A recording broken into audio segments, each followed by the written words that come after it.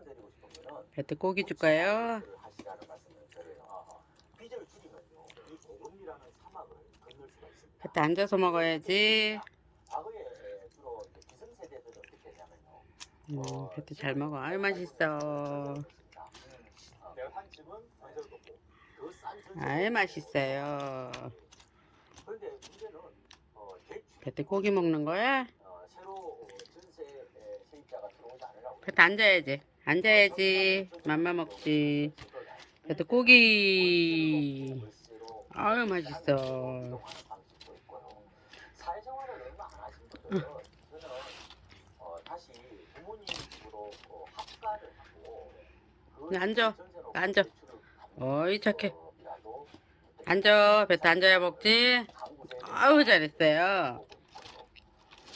요번에 그리고 안심 전환 대출이 있어요. 그래서 요것도 지금 얘기를 할 수밖에 없는데 이게 지난 10부터 이게 기준이 굉장히 더 먹어? 되었습니다. 이 금리가 낮습니다.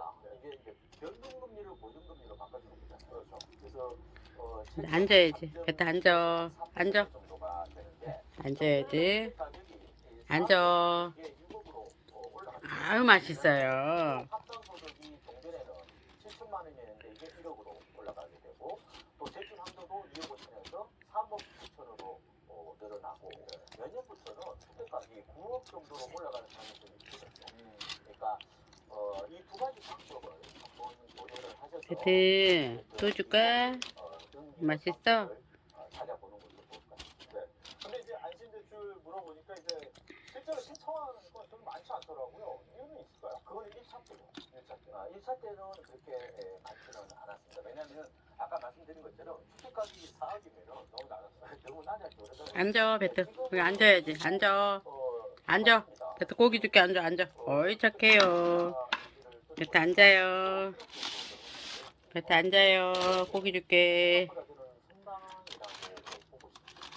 앞으로 이 부분을 이용을 해서 구체 다이어트가 좀 필요하다라고 얘기를 해주셨는데 문제는 이제 금리가 아까 말씀하신 것처럼 내년까지 오를 수도 있다. 내년 하반기나 좀 떨어진다라고 하는데 미국 보니까 이런 얘기가 있더라고요. 집값이 최대 앞으로 20%까지 하락한다. 이런 전망이 나오는데 아우 맛있어. 우리나라도 그만큼 떨어지나?